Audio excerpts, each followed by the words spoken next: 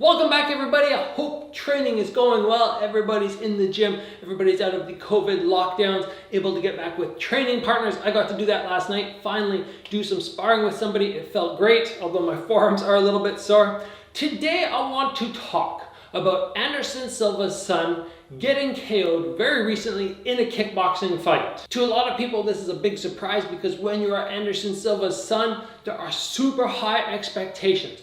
I don't want to go ahead and bash him because Gabriel Silva, that's his name, is doing a fantastic job. He has a fantastic record so far, lots of potential. I'm not here to take anything away from him. We're here to learn. When people make mistakes, others can learn from it. So let's roll the intro and talk about this fight.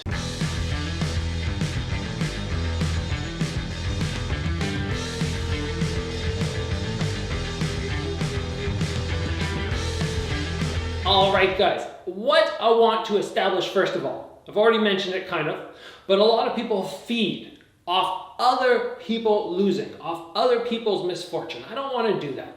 I don't want to bash Gabriel Silva for having a loss. Guess what? Lots of people have losses. Pretty much everybody has a loss. Anderson Silva, one of his first fights, as far as I could tell on Wikipedia, was a loss. Muay Thai legend John Wayne Parr, his first fight was a loss. We have losses in our career. If you're Gabriel Silva, you dust off, you get back up, you keep going because he has potential. Obviously, when you're Anderson Silva's son, there's lots of expectations. The pressure is probably pretty enormous that you place on yourself. That's another factor to keep in mind, which guys like me don't have. Like, I put my own pressure on myself, but it's not like Julio Cesar Chavez's son, Chavez Jr., who has that crazy high expectation. And if you don't outdo your dad, you're not going to be any good. Kind of the same thing for Gabriel Silva. He has that very high pressure, I'm sure, and that's always going to be a factor, something which we don't have to deal with as the average person because our dads are not MMA or boxing superstars. But keep in mind that the last thing I want to do is criticize somebody. I want to look at the footage. I'm going to share it with you guys. We're going to go through it. We're going to talk about mistakes, which are fairly common, which can be avoided. And if Gabriel Silva was a super advanced, high-level, elite fighter, maybe this mistake or the multiple mistakes would not have been made, but he's early in his career and he'll make adjustments. And I'm sure his dad will help him with that. So first,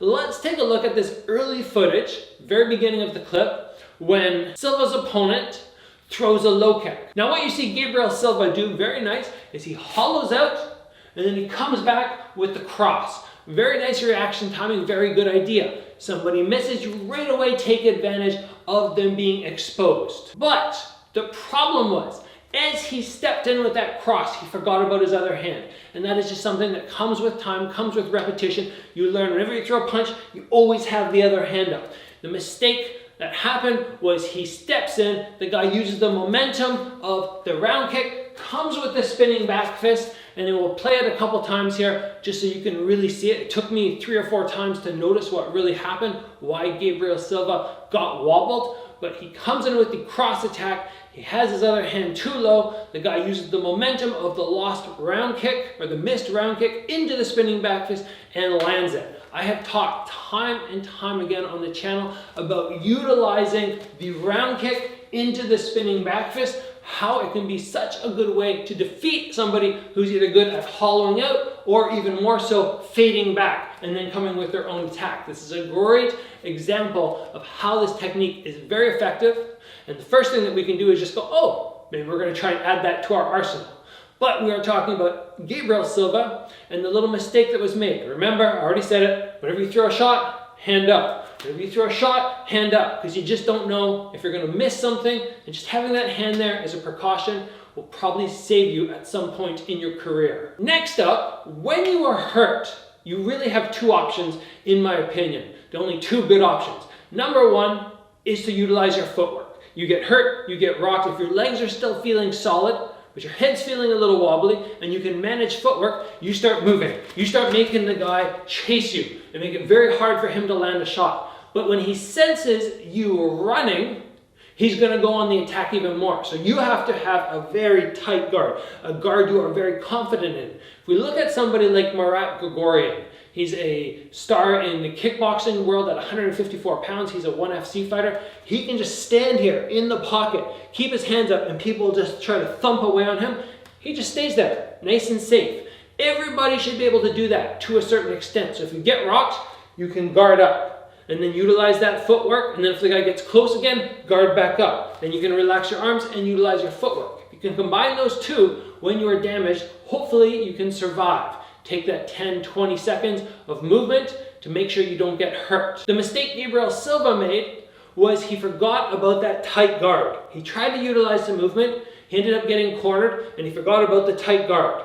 And he ended up just getting a little bit frantic, and the ref went, okay, this is dangerous, gave him an 8 count. Good 8 count. Now, when Gabriel Silva comes back out, his opponent is like a bull, like full on ready to attack as soon as the ref says fight. He comes right after Gabriel Silva. Now again, what Gabriel Silva should be doing is trying to make sure he utilizes that movement, hands up.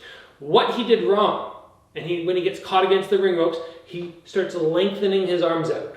And it might seem like a good idea for a second, but you don't want to do that. You don't want to lengthen out, especially with your back against the ring ropes, because you create openings. From here, there are openings, but you can close them off with small movement. Out here, you've opened up the entire side of your head, so that when that punch comes, you've only left yourself with a couple options. Maybe move your head, maybe try and lift the elbow and the shoulder up to protect your head. But in these panic moments, you need to have an established defense where you just crush in, you stay tight until you're ready to throw back and let the guy know that, no, I'm not out of this fight. Yes, I can still hurt you. And he sees that, and then he'll ease off on that non-stop attack where he thinks he can KO you like that. So the mistakes, to sum it up: number 1, when you throw, hand stays up. Number 2, develop a tight, locked up guard where you can hold this position. And number 3, do not lengthen and go to this position when your back is against the ring ropes. You have nowhere to step back. Very dangerous. If you're going to lengthen your arms out, you need to have the ability, when you see a shot come, to step back so that the big swing misses. We have to be very careful about lengthening those arms out. As I said before, we're not here to criticize Gabriel Silva. He's young in his career. He will recover. He will come back. I'm sure of that. We're here to learn. Every time somebody makes a mistake or does something spectacular, we should be watching and adding it to our database so we're improving and either picking up good information and adding it to our arsenal, or looking at what other people did wrong and making sure we don't do that. We don't want to make that mistake, and we're going to drill and drill and drill so it never happens to us. That's what we were talking about in today's episode. With all that said, I hope Gabriel Silva has a speedy recovery. That knockout looked fairly vicious. If you guys ever suffer a knockout or your head gets rung, you can check out the episode up here talking about concussions. My brother did a study, helped in a study over the previous summer.